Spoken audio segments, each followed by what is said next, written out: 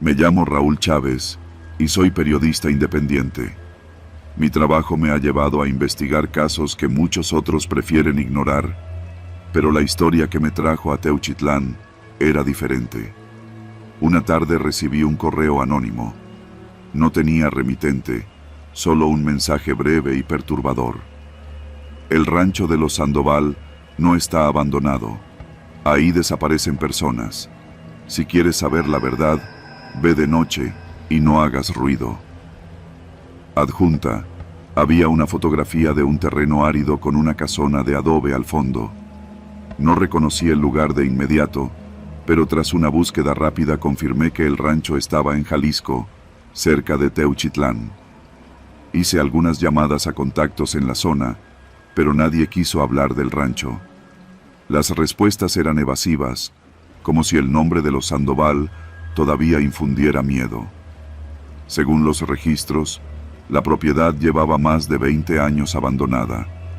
Lo que no cuadraba era que algunas personas aseguraban haber visto luces encendidas por las noches. Decidí ir. Llegué a Teuchitlán al atardecer. El pueblo tenía esa tranquilidad engañosa de los lugares pequeños. Me detuve en una fonda para cenar y preguntar por el rancho. La dueña, una mujer mayor con el ceño fruncido, dejó el plato de birria frente a mí sin decir nada. No es buen lugar, dijo finalmente. Si quiere llegar, siga la brecha detrás de la presa. No me preguntó por qué quería ir, pero en su mirada había una advertencia clara. Conduje por el camino de terracería mientras el sol se desvanecía. La presa de la Vega quedaba a un costado, reflejando los últimos tonos del atardecer. Después de unos kilómetros, encontré la entrada del rancho, un portón de hierro oxidado con el candado roto. Me bajé del coche y empujé la reja, que se dio con un chirrido prolongado. Adentro, un camino polvoriento se abría paso entre matorrales secos hasta la casona principal. Estacioné lejos, oculto por la maleza. Si había alguien ahí, no quería que me descubrieran. Caminé con la cámara en mano, grabando en modo nocturno. Todo estaba en silencio. No había grillos, ni el murmullo de la brisa, solo el crujido de mis pasos sobre la tierra seca. El rancho no parecía tan abandonado como decían. La casona era grande, de adobe y madera ennegrecida por el tiempo. Ventanas rotas y una puerta entreabierta invitaban a entrar. Avancé con cautela. El interior olía a humedad y ceniza. A la luz de mi linterna, noté marcas oscuras en el suelo. Me arrodillé para ver mejor. Eran restos de quemaduras, como si hubieran encendido fuego ahí mismo. Más adelante, en lo que parecía la sala, encontré ropa tirada, una camisa desgarrada, un zapato sin su par. Luego vi algo que me revolvió el estómago, una mochila infantil cubierta de polvo. Seguí explorando. En la cocina, la estufa tenía ollas aún sobre la parrilla, cubiertas de moho. No había platos ni cubiertos, pero en la mesa vi algo que no debía estar ahí. Un teléfono celular. El aire se volvió pesado. Fui hacia una de las habitaciones del fondo. La puerta estaba cerrada, pero no con llave. Empujé lentamente y el rechinido me heló la sangre. Dentro había un catre viejo y sobre él una manta con manchas marrón oscuro. No quería acercarme, pero lo hice. Debajo de la cama asomaban huesos. Mi respiración se agitó. Saqué el teléfono para tomar fotos, pero la batería, que estaba llena antes de llegar, ahora marcaba solo un 2%. Enfoqué el montón de huesos. Al hacerlo, noté algo más. Alguien me estaba viendo. No estaba solo. Apenas giré la cabeza, distinguí una figura a través de una ventana rota. Un hombre. Estaba parado afuera, a unos metros, inmóvil. Me agaché tras la cama, aguantando la respiración. Saqué mi navaja del bolsillo. Escuché pasos en la tierra. Eran más de uno. Me deslicé hacia la puerta y me asomé apenas. Otro hombre estaba de pie en la entrada, bloqueando la salida. Sujetaba algo en la mano. Un machete. Las pisadas en la tierra aumentaron. Eran al menos 4. Susurraban entre ellos, pero no distinguía lo que decían. No podía quedarme ahí. Regresé a la habitación y abrí la ventana lo más lento que pude. Me deslicé afuera, cayendo sobre un montón de escombros. Me arrastré entre la maleza y me quedé quieto, pegado al suelo. «Revisa adentro», dijo uno de ellos, con una voz grave. Escuché la puerta abrirse de golpe. Aproveché el ruido para moverme. Me deslicé hasta un granero a unos metros de la casona. Me metí y contuve el aliento. Adentro, el hedor era insoportable. Cuando mis ojos se ajustaron a la oscuridad, entendí por qué. Frente a mí, había tambores de metal con ceniza dentro. Algunos tenían huesos asomando. En la pared, colgadas con clavos, había prendas de ropa. Personas habían muerto ahí. Mi pulso se aceleró. Quise salir corriendo, pero escuché los pasos acercarse al granero. «Si lo viste, no te dejarán salir», susurró una voz a mi lado. Me paralicé. Giré la cabeza y vi una sombra entre los tambores. Alguien estaba ahí, escondido como yo. Un hombre delgado, con el rostro cubierto de hollín. «No hables, no te muevas», susurró. Contuve la respiración cuando vi la silueta de uno de los hombres entrar al granero. El hombre del machete caminó entre los tambores. «No tardará en olerse», dijo con voz rasposa. Se detuvo justo al lado del que estaba escondido conmigo. Yo no respiraba. Entonces, algo crujió en el suelo. El hombre se giró de golpe y en un segundo de distracción, el sujeto a mi lado le saltó encima. «¡Corre!», gritó. No lo pensé. Salí disparado del granero. Escuché gritos, el machete golpeando algo. No me atreví a voltear. Corrí hacia la brecha, tropezando con piedras y ramas. Mi coche estaba a menos de 100 metros. Detrás de mí, escuché disparos. Corrí más rápido. Llegué al coche y lo encendí con las manos temblorosas. Cuando miré por el retrovisor, vi a 2 de ellos salir de la oscuridad. Uno levantó una escopeta. Pisé el acelerador. El disparo tronó detrás de mí. No frené hasta llegar a Teuchitlán. No sé quién me envió el correo ni cuántas personas han muerto en ese rancho, pero sé una cosa. Todavía lo están usando. Y nadie en Teuchitlán quiere hablar de ello.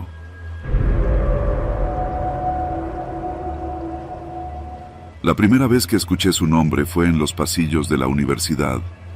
No en conversaciones de amigos, ni en algún grupo de WhatsApp, sino en murmullos. Susurros apenas audibles entre estudiantes, siempre acompañados de miradas nerviosas. Santiago. No tenía muchos amigos, nunca participaba en los trabajos en equipo, y aunque nadie se atrevía a decirlo en voz alta, todos lo consideraban raro. No el tipo de raro que solo es introvertido, sino el que incomoda, el que hace que una persona cambie de asiento en el camión o que una maestra dude antes de llamarlo a responder una pregunta.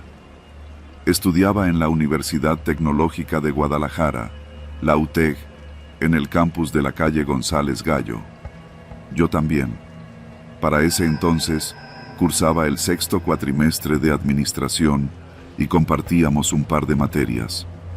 No éramos amigos, ni siquiera conocidos cercanos, pero me fijé en él porque había algo en su mirada que me inquietaba. Siempre cargaba con una mochila negra, vieja, con los cierres rotos. No la dejaba en el piso como todos los demás, la mantenía sobre sus piernas, abrazándola. Nadie sabía lo que había dentro y tampoco se atrevían a preguntar. Era viernes. Lo recuerdo porque los viernes todos salíamos más tarde, debido a un taller obligatorio. Eran casi las 8 de la noche cuando terminé mi última clase y me quedé en la biblioteca a terminar una tarea. Afuera, la ciudad seguía su ritmo. El tráfico en Calzada Independencia, la gente en los tacos de barbacoa cerca de Revolución, los vendedores ambulantes recogiendo sus cosas. Adentro, solo quedábamos unos pocos estudiantes y el personal de limpieza. Fue entonces cuando se escuchó el primer disparo. Al principio, no lo reconocí. No es un sonido con el que uno esté familiarizado en la universidad. Pensé que era algo en la calle, tal vez un petardo o el escape de una moto. Luego vino el segundo disparo y un grito. No recuerdo haberme movido al principio. Estaba paralizado, con la vista fija en la pantalla de mi laptop, pero con los oídos agudos, tratando de procesar lo que estaba pasando. Entonces, escuché pasos apresurados en el pasillo y alguien gritó algo que nunca pensé escuchar en un lugar como este. «¡Tiene un arma!». El terror me golpeó en el estómago como un puñetazo. Mi mente aún quería negarlo, pero el instinto de supervivencia tomó el control. Apagué la laptop, me deslicé de la silla y me escondí detrás de uno de los estantes de libros. Desde ahí, podía ver la entrada de la biblioteca. Santiago entró con calma. No corría, no gritaba. Caminaba como si estuviera en su casa. En una de sus manos tenía un arma corta y en la otra, su mochila negra. No pude verle la cara porque llevaba la cabeza baja, pero noté que su ropa estaba manchada. No sabía si era sangre o suciedad. 2 disparos más resonaron en la universidad. Los minutos que siguieron fueron una mezcla de pánico y caos. Algunos intentaron salir corriendo, pero el personal de seguridad bloqueó las puertas para evitar que la gente se expusiera en los pasillos. Otros se escondieron en los baños o salones vacíos. Yo me quedé en la biblioteca, inmóvil. Santiago dejó su mochila en el suelo y empezó a sacar cosas de ella. No vi bien qué era, pero escuché el sonido de metal golpeando el piso. Había cuchillos. No sé cuánto tiempo pasó antes de que los policías llegaran. La universidad es grande, con muchos accesos, y Santiago conocía el lugar demasiado bien. Se movía con ventaja. Entonces vi algo que hasta el día de hoy me hace dudar de lo que realmente pasó. Desde mi escondite, observé cómo otro chico, alguien que no reconocí de inmediato, entraba en la biblioteca. No estaba asustado. Al contrario, se acercó a Santiago con la naturalidad de quien ve a un viejo amigo. Se hablaron, pero no escuché lo que decían. Solo vi cómo el otro sacaba algo de su chamarra y se lo entregaba. Era otro arma. Ese fue el momento en que entendí que Santiago no estaba solo. El operativo policíaco duró poco. Hubo disparos, gritos, vidrios rotos. Nos evacuaron antes de que viéramos el desenlace, pero todos escuchamos cuando el último disparo retumbó en el aire. Después de eso, silencio. A Santiago lo encontraron muerto en un pasillo del 3er piso. Dijeron que se suicidó cuando se vio acorralado. El otro chico, el que le había dado el arma, desapareció. No estaba entre los heridos, ni entre los detenidos. Nadie supo su nombre. Con los días, las noticias cambiaron la versión oficial. Dijeron que Santiago actuó solo, que tenía antecedentes de problemas mentales, que había dejado mensajes en sus redes sociales insinuando lo que haría. Pero yo vi a ese otro chico. Sé que había alguien más. No volví a la universidad después de eso.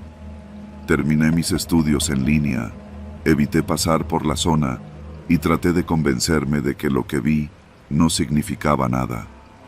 Pero a veces, cuando leo sobre ataques similares en otras ciudades, me pregunto si ese otro chico sigue suelto, si está esperando, si alguna vez volveré a ver su rostro.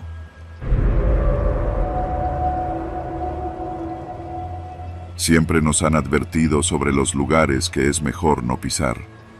Pero la curiosidad es traicionera, más cuando la compartes con amigos que piensan igual que tú. Nos creíamos valientes, inmunes a los relatos de viejos y a los rumores de los borrachos en las cantinas. Pero aquella noche en Lagos de Moreno nos enseñó que hay historias que no son solo cuentos. Éramos 5: David, Montse, Elías, Raúl y yo, César.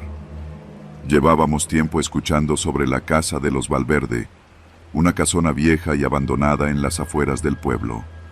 Decían que en los años 80, una familia entera había sido masacrada ahí dentro, que sus cuerpos fueron encontrados en posiciones que desafiaban toda lógica. La casa había quedado abandonada. Los pocos que intentaron comprarla no duraban más de unos meses antes de marcharse sin explicaciones. Algunos aseguraban que, por las noches, se escuchaban gritos ahogados y que las luces se encendían solas. Nosotros, en nuestra soberbia juvenil, pensamos que no era más que un cuento para asustar a los niños. El plan era sencillo: entrar, explorar y tomar algunas fotos como prueba de nuestra valentía. Pero lo que encontramos ahí dentro fue algo que nunca podremos olvidar. Nos reunimos en la plaza principal alrededor de las 9 de la noche y, después de unas cervezas para calentar motores, tomamos el camino de terracería que llevaba a la casa. La luna estaba alta, iluminando la silueta ruinosa de la construcción. Al estar frente a la puerta, sentimos por primera vez algo que nos hizo dudar. La casa nos miraba. Sus ventanas, oscuras y vacías, parecían ojos hundidos en un rostro descarnado. David empujó la puerta, que se abrió con un crujido largo y doliente. Un aire frío nos golpeó de inmediato, como si la casa hubiera estado conteniendo el aliento durante años. Al cruzar el umbral, nos encontramos con una sala cubierta de polvo, con muebles viejos aún en su sitio. En la chimenea había fotos de una familia sonriente, pero el polvo las cubría tanto que los rostros parecían desvanecidos. Caminamos con cuidado, alumbrando con nuestras linternas. «¿Qué pedo? Esto parece museo», murmuró Raúl.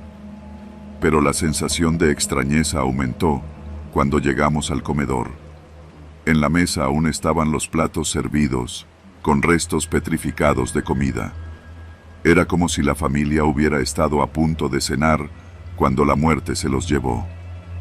Montse sacó su teléfono para tomar fotos, pero la linterna comenzó a fallar. «No mamen, ya. ¿Falla justo ahora?», gruñó. Pero no era su linterna, era toda la casa. Una sensación opresiva nos envolvía, como si el aire se hiciera más denso.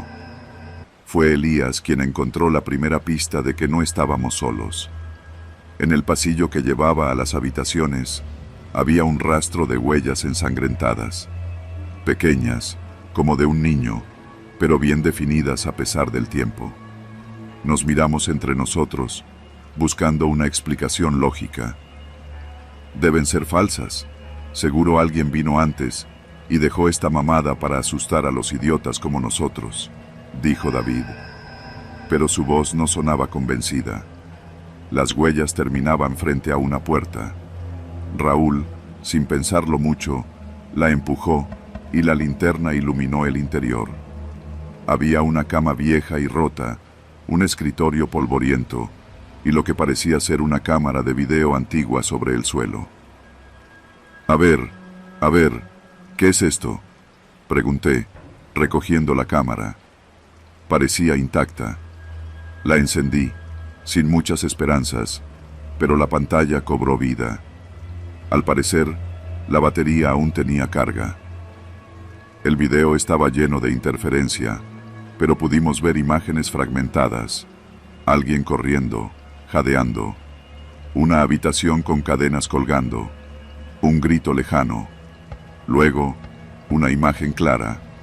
Un hombre sosteniendo un machete, su rostro desencajado, cubierto de sangre. La grabación terminó con un golpe seco y un zumbido. Elías se alejó de la cámara como si le hubiera quemado las manos.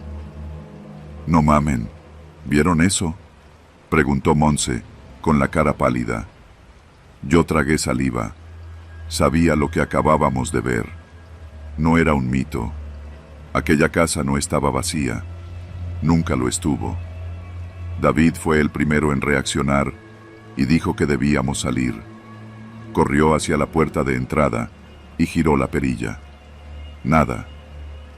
«No chingues, la puerta no abre», gritó. Corrimos hacia él y lo ayudamos a empujar. Era imposible. No tenía seguro, no tenía cerrojo. Simplemente no se movía. El pánico empezó a apoderarse de nosotros. Buscamos otra salida, pero todas las ventanas estaban selladas con tablas gruesas. Fue entonces cuando escuchamos el sonido. Un arrastre, como si algo pesado se moviera sobre el suelo de madera. «Alguien más está aquí», susurró Elías. Las linternas parpadearon, y en ese parpadeo lo vimos. En la escalera, en la penumbra, estaba una figura alta, delgada, con el rostro cubierto por una máscara vieja.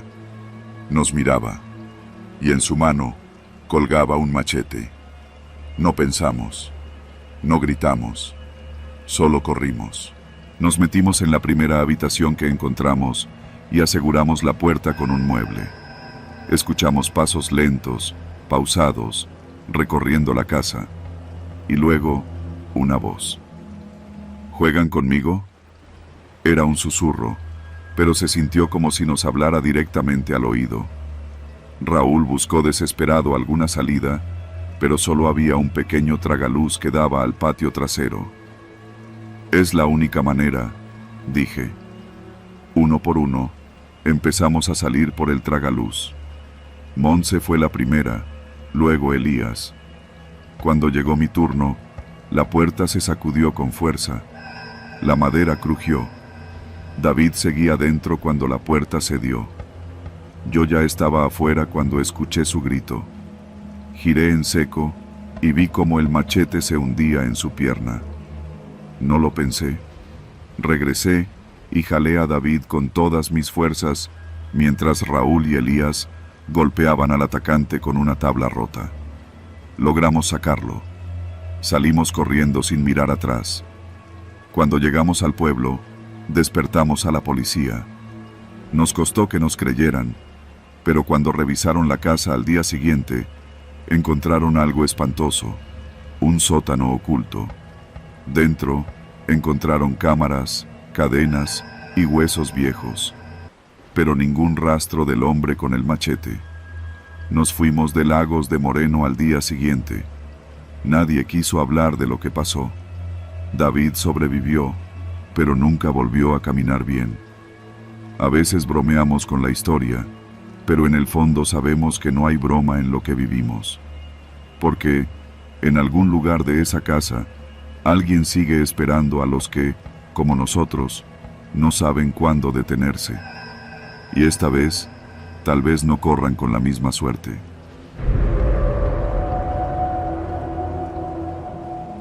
La carretera estaba vacía. Solo el ronroneo del motor y el ulular del viento contra la carrocería me acompañaban en aquella noche cerrada. Había salido tarde de Aguascalientes rumbo a León, atravesando Ojuelos como tantas otras veces. Sabía que era peligroso viajar solo a esas horas, pero el sueño en un hotel no era opción. Solo quería llegar a casa. El aire seco y polvoriento de la región se colaba por las rendijas del coche. No había señal en el teléfono. La luna apenas iluminaba el camino y los faros parecían tragar más negrura de la que disipaban. Fue entonces cuando vi la camioneta. Estaba en la orilla del camino, con las luces encendidas y la puerta del conductor entreabierta. Algo en la escena me puso tenso. Era una pick-up blanca, de esas que suelen usar los ganaderos o la gente que no conviene cruzarse. Pasé de largo, pero una punzada de conciencia me hizo pisar el freno unos metros adelante. No había visto movimiento, nadie pidiendo ayuda. Respiré hondo y di marcha atrás. Me acerqué con cautela. El motor aún estaba encendido. No parecía un accidente. Me asomé al interior y sentí un vacío en el estómago. No había nadie al volante, pero sí estaba la sangre. Primero la vi en el asiento, luego en el tablero y finalmente en el suelo de tierra a un lado del vehículo. Se extendía en manchas oscuras que el polvo intentaba cubrir inútilmente. Retrocedí instintivamente, sintiendo la piel de la nuca erizarse. Un olor ferroso se mezclaba con la brisa nocturna. Me giré, y ahí estaban, 5 cuerpos, desparramados en la parte trasera de la camioneta como sacos de carne, todos decapitados. No grité. El horror me paralizó. Las piernas se me doblaron y me sostuve del cofre del coche. Tragué aire, sintiendo el vómito arder en mi garganta. Las cabezas no estaban a la vista.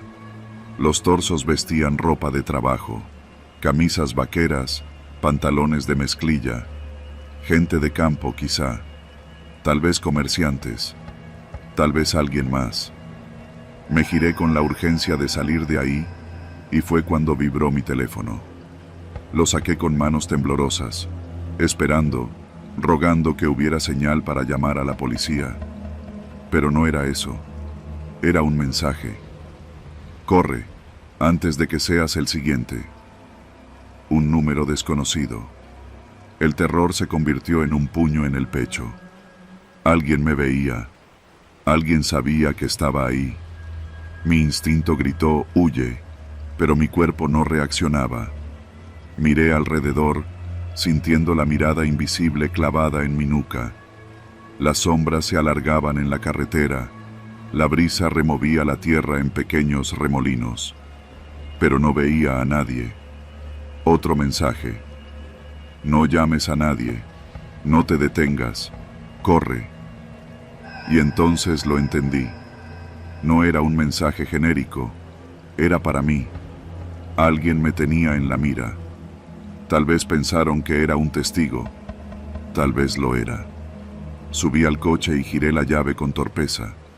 El motor rugió, y en cuanto puse primera, un reflejo en el retrovisor me hizo helarme. Faros. No estaba solo. Una camioneta oscura había salido de quién sabe dónde, y ahora estaba tras de mí, detenida. No podía ver quién estaba dentro, pero su sola presencia era una sentencia. Apreté el acelerador.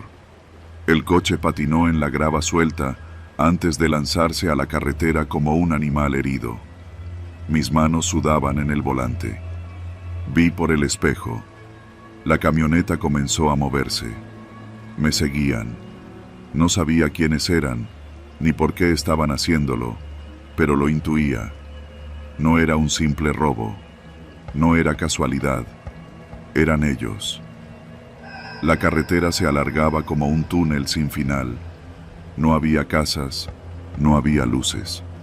El tablero marcaba 120 kilómetros por hora, pero ellos no se quedaban atrás. Un destello me cegó momentáneamente. Habían encendido las luces altas. Querían que supiera que estaban ahí. Quise marcar al 911, pero no había señal. Dios mío, no había señal. Otra vibración. No te detendrás. No ahora. El mensaje llegó sin señal. ¿Cómo demonios podía ser eso posible?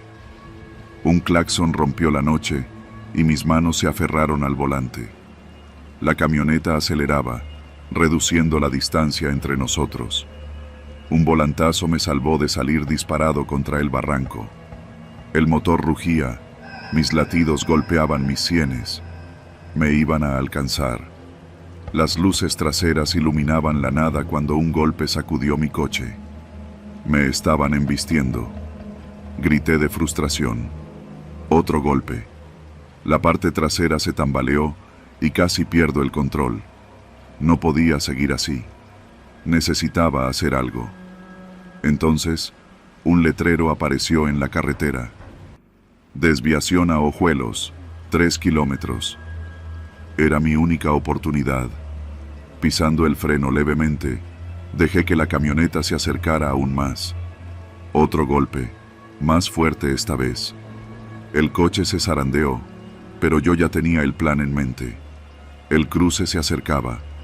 Solté el acelerador justo en el momento en que giraba el volante con fuerza.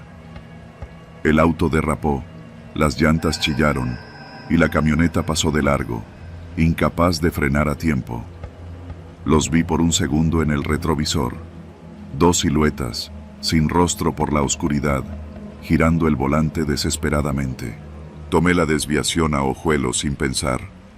La tierra suelta levantaba polvo y mi coche se sacudía sobre la terracería. No miré atrás. Solo recé para que ellos no pudieran girar a tiempo. Avancé sin detenerme hasta que las luces de Ojuelos aparecieron en la distancia. No me importó el estado del auto, ni el temblor en mis piernas. Cuando vi la primera gasolinera, frené de golpe y me bajé corriendo. Apenas recuperé el aliento, marqué a la policía. 20 minutos después, una patrulla llegó. Expliqué lo que había visto, el mensaje, la persecución. Dos agentes me miraron con una mezcla de escepticismo y alerta. Ellos sabían. Uno de ellos habló. No es la primera vez. Se miraron entre sí, como si supieran más de lo que podían decir. Me dijeron que me quedara en la gasolinera, que irían a revisar la carretera. Nunca supe si encontraron la camioneta, ni los cuerpos, ni las cabezas. Cuando intenté enseñar los mensajes en mi teléfono, no estaban. Ninguno. Pero yo los había leído. Yo lo sabía. Antes de marcharme, uno de los oficiales me tomó del brazo y me dijo en voz baja: si vuelve a pasar, no se detenga. No quise preguntar a qué se refería. Nunca volví a tomar esa carretera de noche. Nunca más.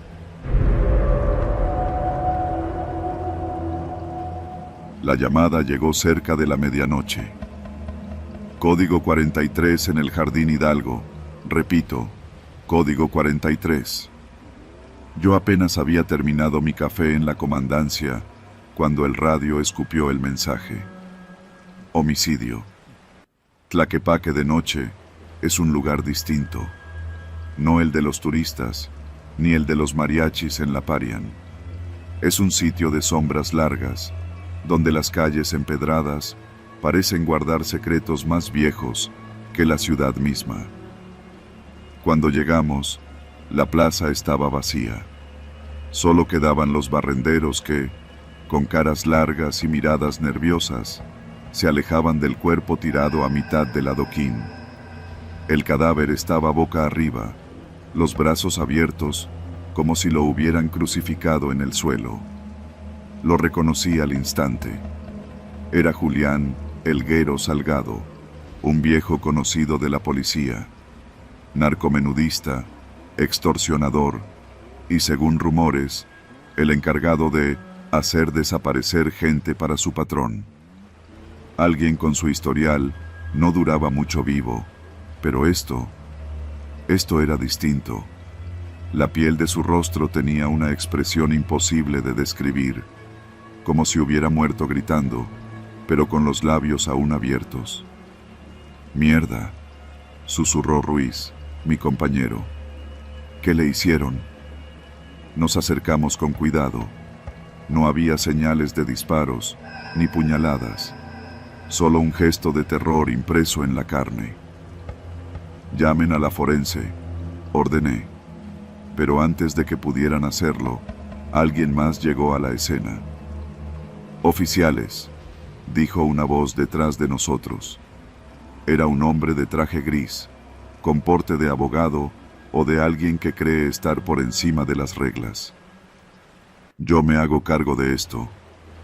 «¿Y usted quién es?», Le solté sin pensar. El tipo sacó una credencial. Agencia Federal de Investigación. Este caso ya no les compete. Ruiz y yo nos miramos. No éramos nuevos en esto. Sabíamos lo que significaba cuando un muerto dejaba de ser de nuestra competencia. Pero antes de entregar la escena, vi algo que casi pasó desapercibido. Un celular tirado cerca del cuerpo. Disimuladamente, lo cubrí con la bota y lo arrastré hacia mí antes de que el forense y los federales tomaran control. Esa misma noche, en la patrulla, Ruiz y yo revisamos el celular. Estaba desbloqueado, como si el guero lo hubiera usado justo antes de morir. Había un solo archivo abierto, un video. Le di play. La pantalla mostró a Julián en una habitación oscura, iluminado solo por la pantalla de su propio celular. Su cara era la de un hombre al que le quedaban minutos de vida. Si alguien está viendo esto, dijo, con la voz quebrada, ya estoy muerto. Ruiz tragó saliva. Sé que me van a matar, pero no me puedo ir al infierno sin decir la verdad. Julián miró hacia atrás, como si temiera que alguien lo espiara. La policía, los políticos, todos están metidos hasta el cuello en esto. A nosotros solo nos dan órdenes. Pero hoy me hicieron hacer algo que ni yo podía aceptar. Se pasó la mano por la cara y siguió. Hace una semana, secuestramos a un periodista. Sabíamos que investigaba a la organización, pero nadie nos dijo quién era. Solo nos dijeron que lo desapareciéramos. Pero cuando lo tuvimos frente a nosotros, vi quién era. Julián se detuvo y soltó una risa nerviosa. Era mi hermano. Ruiz y yo nos miramos. Yo lo hice, continuó Julián, porque no tenía opción. Pero esa noche supe que yo sería el siguiente, porque si sabían que dudé, si sabían que titubeé, no iban a dejarme vivo.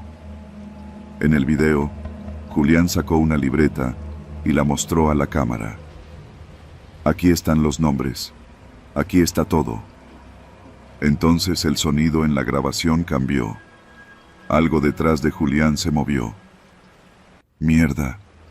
Ya están aquí, susurró. El video terminó abruptamente. Ruiz y yo nos quedamos en silencio. ¿Dónde está esa libreta?, preguntó él. Yo solo tenía una respuesta. Se la llevaron. Pero lo peor no fue el video. Lo peor fue lo que pasó después. A la mañana siguiente, Ruiz no apareció en la comandancia. Cuando fui a su casa, encontré la puerta abierta. La televisión estaba encendida, su cena a medio comer, y en la pared, escrito con un cuchillo, dejen de buscar. Ruiz no apareció nunca. El forense que había levantado el cadáver de Julián renunció ese mismo día.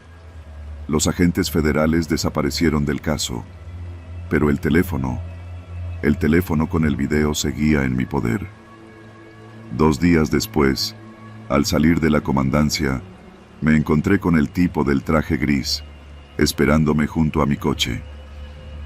Devuélvalo, oficial, dijo, con la calma de quien tiene el poder de hacer que la gente deje de existir. No dije nada. Mire, sabemos que lo tiene. Le voy a hacer un favor. Se lo voy a pedir solo una vez. Si no lo entrega, su familia lo va a extrañar. Tragué saliva. Esa noche, apagué el teléfono, lo envolví en una bolsa y lo dejé en un basurero de un mercado a las afueras de la ciudad. No volví a saber de Ruiz. No volví a escuchar nada sobre el caso. Pero cada vez que paso por el Jardín Hidalgo y veo la sombra de la fuente donde apareció el cuerpo, siento que Julián sigue ahí. Como si esperara a que alguien más escuche su confesión. Como si supiera que, aunque yo no pude hacer nada, alguien más, tarde o temprano, lo hará.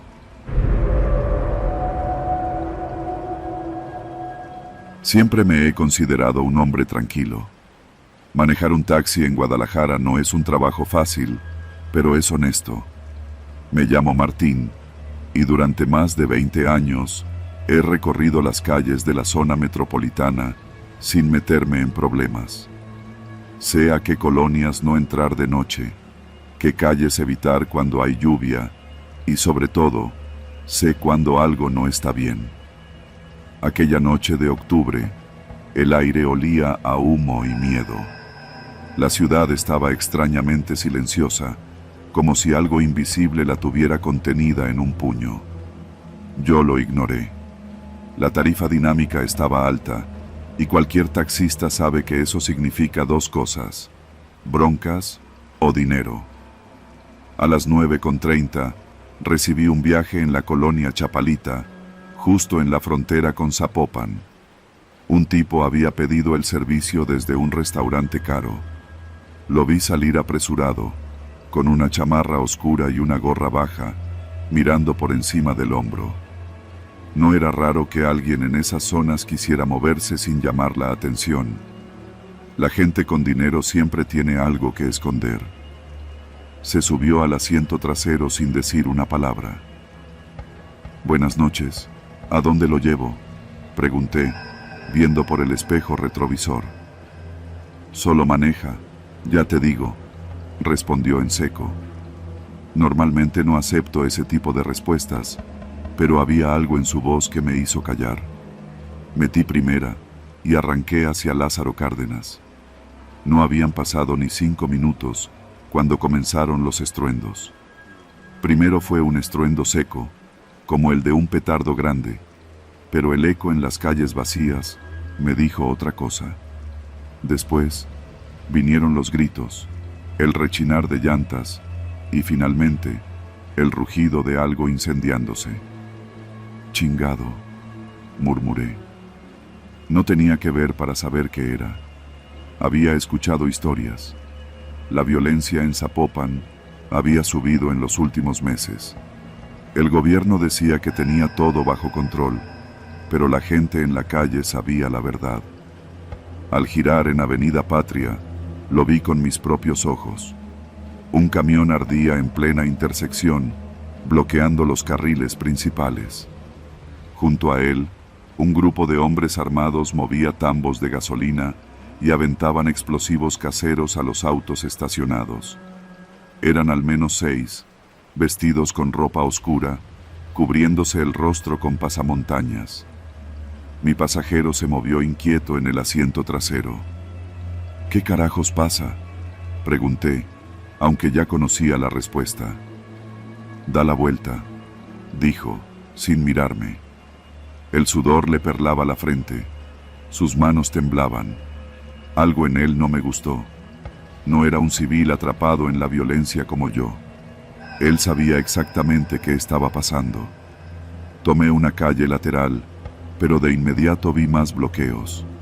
Autos incendiados, motocicletas derrapadas en el asfalto, gente corriendo entre la humareda. No era un asalto, no era un simple enfrentamiento. Esta era una cacería.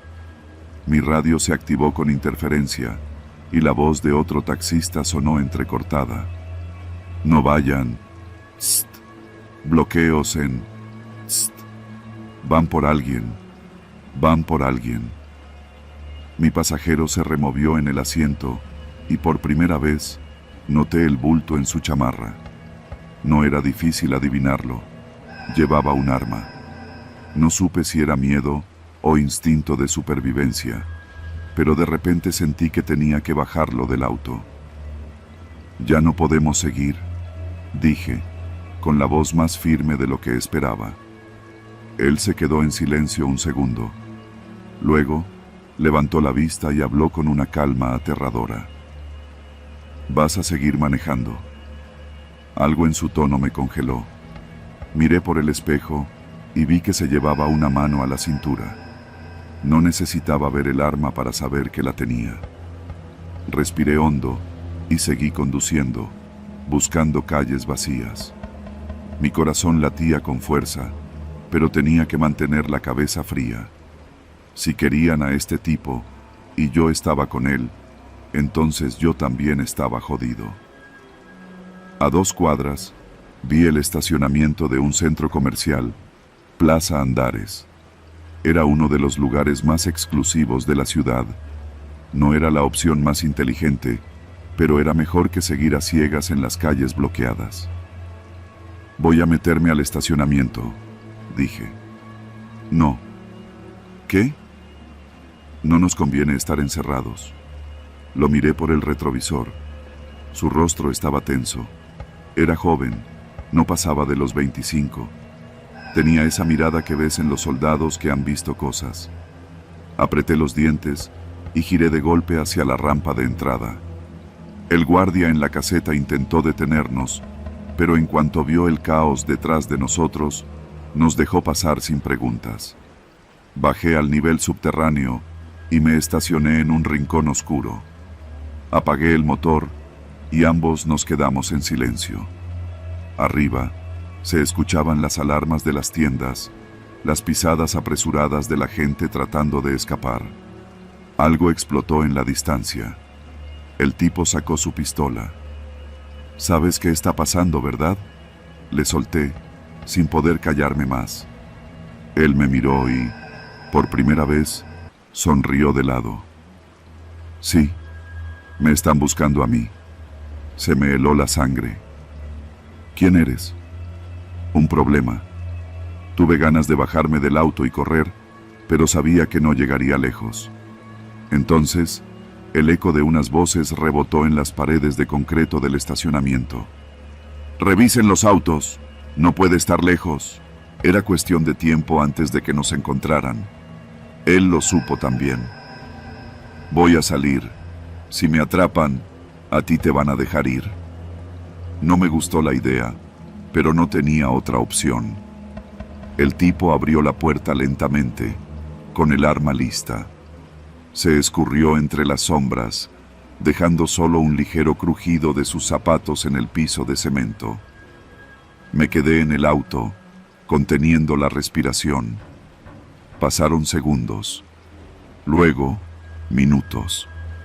De repente, los gritos aumentaron. «Ahí está». Luego, disparos. No esperé a ver qué pasaba. Giré la llave, encendí el auto y salí de ahí como alma que lleva el diablo. No sé cómo llegué a mi casa. Apagué el taxi y me quedé sentado, con las manos aún temblando sobre el volante. Las noticias dijeron que habían detenido a alguien en la plaza, pero no dieron nombres. Lo único que mencionaron fue que los enfrentamientos duraron hasta el amanecer. Por primera vez en mi vida, no quise saber más. Esa noche, dejé de trabajar de noche, y hasta la fecha, no acepto viajes en Zapopan. Porque en esta ciudad, a veces no importa qué tan bueno seas esquivando problemas. A veces, los problemas te encuentran a ti.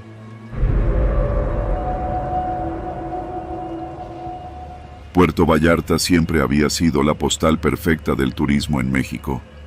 Playas doradas, palmeras que se mecían con el viento del Pacífico y el sonido inconfundible de las olas rompiendo en la orilla. Para Mark y Emily, una pareja de turistas estadounidenses, era el escape ideal de la rutina en Chicago. Llegaron con la idea de pasar una semana de descanso absoluto, entre margaritas y atardeceres de ensueño. Todo comenzó con una fiesta en la playa, una de esas reuniones espontáneas que surgen entre turistas y locales. Música en vivo, fogatas encendidas y el aire impregnado con el aroma de mariscos a la parrilla. Emily bailaba descalza sobre la arena, riendo con un grupo de nuevos amigos, mientras Mark bebía cerveza y conversaba con un camarero sobre los mejores lugares para bucear. Luego, en un parpadeo, Emily desapareció. Al principio, Mark no se preocupó. Quizás había ido al baño o se había alejado con alguien para ver las olas. Pero pasaron 20 minutos, luego 30, y su inquietud se transformó en algo más. Sacó su teléfono y le mandó un mensaje. ¿Dónde estás? El primer mensaje no tuvo respuesta. Intentó llamarla. Nada. Entonces, su celular vibró con un mensaje desde el teléfono de Emily. Estoy bien. No te preocupes. Era extraño. Emily nunca escribía mensajes tan breves. Además, había algo en la redacción que no le cuadraba. Volvió a escribirle, pero ahora sus mensajes no llegaban. La fiesta seguía, las risas, la música, el alcohol. Nadie parecía notar lo que estaba pasando. Cuando Mark empezó a preguntar por ella, algunos dijeron que la vieron alejarse con un hombre, otros aseguraron que tomó un taxi, pero nadie coincidía en los detalles. Se abrió paso entre la multitud, tratando de calmar la ansiedad que le carcomía el pecho. Fue al hotel donde se hospedaban, pensando que tal vez ya estaba ahí, pero la habitación estaba vacía. De nuevo, su celular vibró. No vengas a buscarme. Era su número, pero Emily nunca le diría eso, y menos en una ciudad desconocida. El miedo se instaló en su estómago. Decidió ir a la policía. Explicó la situación con un español torpe, pero el oficial detrás del escritorio apenas lo escuchó. A veces las turistas deciden irse con alguien más, dijo con desgano. Espere hasta mañana, tal vez regrese. Mark insistió, pero recibió la misma respuesta. Espere. Nadie parecía estar tan alarmado como él. De vuelta en el hotel, el miedo lo consumía. Se quedó sentado en la cama, con la pantalla del celular en la mano, esperando que volviera a sonar. Y entonces, otro mensaje. Si sigues preguntando, te va a pasar lo mismo. El estómago de Mark se revolvió. Llamó de inmediato al número de Emily. La llamada entró, pero nadie contestó. Sin pensarlo dos veces, salió del hotel y empezó a recorrer las calles, preguntando en bares y puestos ambulantes.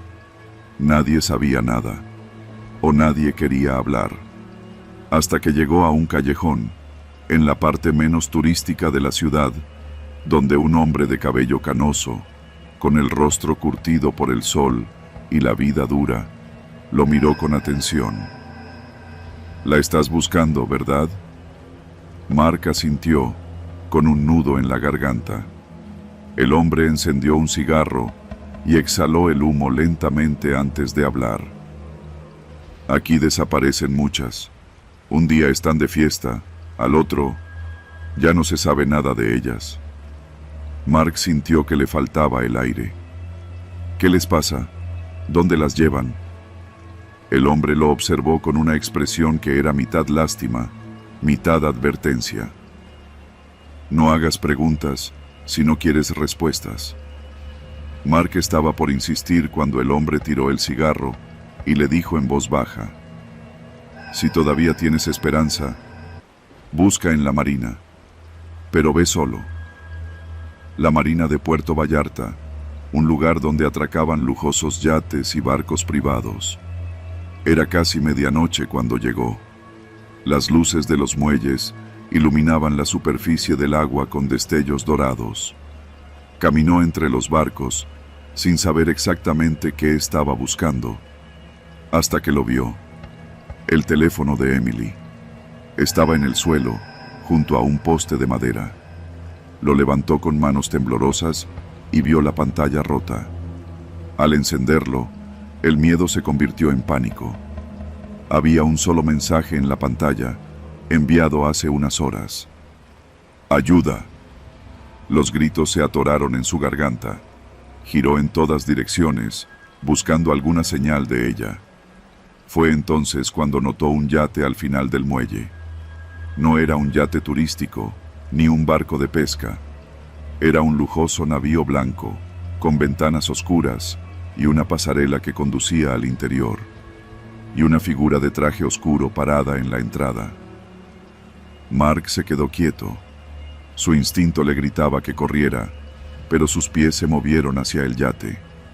Justo cuando estaba a unos metros de la pasarela, la figura giró y entró al barco. Mark se apresuró, subiendo con cautela. La puerta estaba abierta. Dentro, el aire tenía un olor denso, una mezcla de perfume caro y algo metálico. Escuchó un murmullo. Emily se apresuró por el pasillo, pasando junto a habitaciones cerradas hasta llegar a una puerta entreabierta. Se asomó. Emily estaba allí, amarrada a una silla, con la mirada perdida y la piel pálida. Su boca estaba cubierta con cinta adhesiva. Mark corrió hacia ella, pero antes de que pudiera tocarla, una mano lo sujetó por el cuello y lo estrelló contra la pared. «No debiste venir», dijo una voz fría. Era el hombre de la entrada. Mark forcejeó, pero el tipo era fuerte. Lo arrastró hacia la cabina, donde otro hombre lo esperaba. Un hombre que no parecía un criminal callejero. Llevaba un traje caro y tenía una expresión aburrida. «¿Cuántas veces hemos dicho que no nos gusta llamar la atención?», suspiró el hombre del traje. «No queremos turistas causando problemas». Mark intentó hablar, pero el golpe que recibió lo dejó sin aire. «Llévenselo», ordenó el hombre del traje. «Lo mismo de siempre, que desaparezca». El otro sujeto asintió y empezó a arrastrarlo. Pero Mark no iba a rendirse. Con todas sus fuerzas, logró liberar una mano y tomó un objeto del suelo, lo primero que encontró: una botella de vidrio. La rompió contra la pared y con los vidrios afilados, se giró y cortó el brazo de su captor. El hombre gruñó de dolor y lo soltó. Mark aprovechó el momento y corrió hacia Emily, desatándola lo más rápido que pudo. «¡Corre!», gritó. Ambos salieron disparados del yate, corriendo por la marina sin mirar atrás. No se detuvieron hasta que encontraron a una patrulla de la policía. Cuando los oficiales los vieron, cubiertos de sudor y con los ojos desorbitados, al principio no les creyeron. Pero cuando Emily mostró las marcas en sus muñecas y contó lo que recordaba, las caras de los policías se pusieron serias. No fue hasta mucho después que Mark entendió lo que había pasado. Puerto Vallarta era un paraíso, pero también era un lugar donde algunas personas desaparecían sin dejar rastro, y nadie hablaba de ello.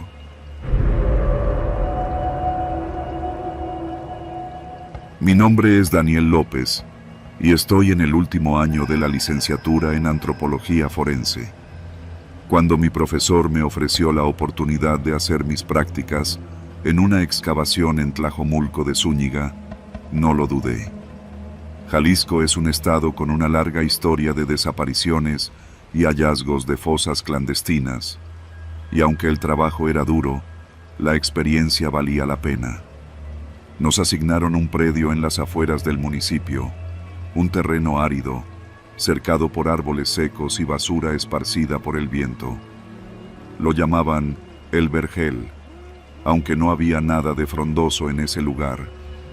Según las autoridades, el área había sido señalada por testigos anónimos como un posible sitio de entierro clandestino. Cuando llegamos, el sol caía a plomo sobre nuestras cabezas y el calor nos envolvía como una mortaja. El equipo estaba conformado por 4 estudiantes, 2 peritos y un par de agentes ministeriales que vigilaban los alrededores. Nuestro objetivo era excavar con cuidado, marcar los restos y documentar todo antes de llamar a los forenses para la exhumación oficial. El primer día fue monótono, solo tierra endurecida y fragmentos óseos demasiado antiguos para ser de interés criminal. Pero el segundo día, algo cambió. Yo había avanzado más hacia el fondo del terreno cuando noté que el suelo tenía una textura distinta, más blanda. Al hundir la pala, la tierra cedió con una facilidad inquietante. Sentí un escalofrío recorrerme los brazos al descubrir una bolsa negra. Con el corazón latiéndome en la garganta, llamé a uno de los peritos. «Aquí hay algo», dije, señalando la bolsa. El perito sacó sus guantes y la abrió con cuidado. Dentro, el rostro en descomposición de un hombre me miró con ojos vacíos. El hedor de la muerte se elevó de inmediato y tuve que apartarme para no vomitar. No era el primer cadáver que veía, pero algo en este me perturbó más de lo normal. No había cal en la bolsa, algo extraño porque los grupos criminales suelen usarla para acelerar la descomposición. Además, la piel aún conservaba algo de color, lo que indicaba que el cuerpo llevaba allí muy poco tiempo. «Esto no concuerda con los otros hallazgos», murmuró el perito. «Este sujeto fue enterrado hace días, no años». La preocupación se instaló en el equipo. Si este era un entierro reciente, significaba que los asesinos podrían seguir usando el lugar. Decidimos documentar todo y detener la excavación para informar a las autoridades.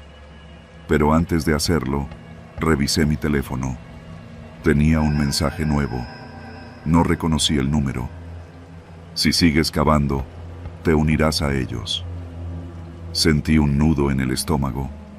Levanté la vista y observé a mi alrededor. Los demás seguían concentrados en su trabajo. Miré hacia la carretera polvorienta que llevaba al terreno. No había autos cerca, ni señales de que alguien nos estuviera vigilando. «¿Todo bien?», preguntó una de mis compañeras, Fernanda. Guardé el teléfono en mi bolsillo y asentí. «Sí, todo bien». Pero no lo estaba. Esa noche, en el cuarto de hotel donde nos hospedábamos, no pude dormir. El mensaje me daba vueltas en la cabeza. Traté de rastrear el número, pero era imposible. Parecía un teléfono desechable. A la mañana siguiente, cuando llegamos al sitio, encontramos algo que nos heló la sangre. El agujero donde habíamos encontrado la bolsa negra estaba completamente cubierto. Alguien lo había rellenado durante la noche. No sabía qué era peor, que supieran que estábamos allí o que se hubieran atrevido a regresar para borrar el rastro. «Nos tenemos que ir», dijo el perito en voz baja. Pero los agentes ministeriales no parecían convencidos. «Necesitamos una orden superior para suspender esto», dijo uno. «Si nos vamos ahora, nos acusarán de abandonar una excavación oficial». La discusión se alargó, pero al final decidieron continuar. Sentí un malestar en el estómago, pero no tenía opción. Tenía que seguir excavando. Al mediodía, desenterramos una segunda fosa. Pero esta era diferente. No había bolsas, no había cal. Los cuerpos estaban apilados unos sobre otros, semienterrados a la ligera, como si quien los dejó ahí tuviera prisa. Las extremidades estaban torcidas en ángulos imposibles, y la mayoría tenía señales evidentes de tortura. Manos atadas, mordazas, heridas profundas. El silencio entre nosotros se hizo insoportable. «Hay alguien que no quiere que sigamos aquí», susurró Fernanda. Y tenía razón. Mi teléfono vibró de nuevo. «Última advertencia. Vete ahora». El mensaje llegó sin remitente. Me levanté con la respiración agitada y miré a mi alrededor. Sabía que alguien nos observaba. Podía sentirlo. «¿Qué pasa?», preguntó el perito. Le mostré el mensaje. Su expresión se endureció. «Esto no es una coincidencia. Tenemos que reportarlo». Pero cuando intentamos comunicarnos con la fiscalía, el teléfono del perito no tenía señal. Y los de los agentes ministeriales tampoco. «Esto no me gusta nada», dijo uno de ellos, desenfundando su arma. Nos apresuramos a recoger nuestro equipo. La idea de quedarnos en ese lugar un minuto más era insoportable. Mientras caminábamos de regreso a las camionetas, escuché algo que me heló la sangre. Risas. Risas bajas, cortadas, como si alguien se burlara en la distancia. Levanté la vista y miré hacia la maleza. Un destello llamó mi atención. El reflejo de un lente. Alguien nos estaba grabando. ¡Ahí!, grité, señalando. El agente reaccionó de inmediato y corrió en esa dirección, pero cuando llegó, no había nadie. Solo el viento moviendo las hojas y una bolsa negra rota a sus pies. Dentro había una libreta. Cuando la recogió y la hojeó, su rostro se puso blanco. «¿Qué dice?», preguntó Fernanda. Me la pasó con manos temblorosas. Reconocí la caligrafía de inmediato. Era mi propia letra.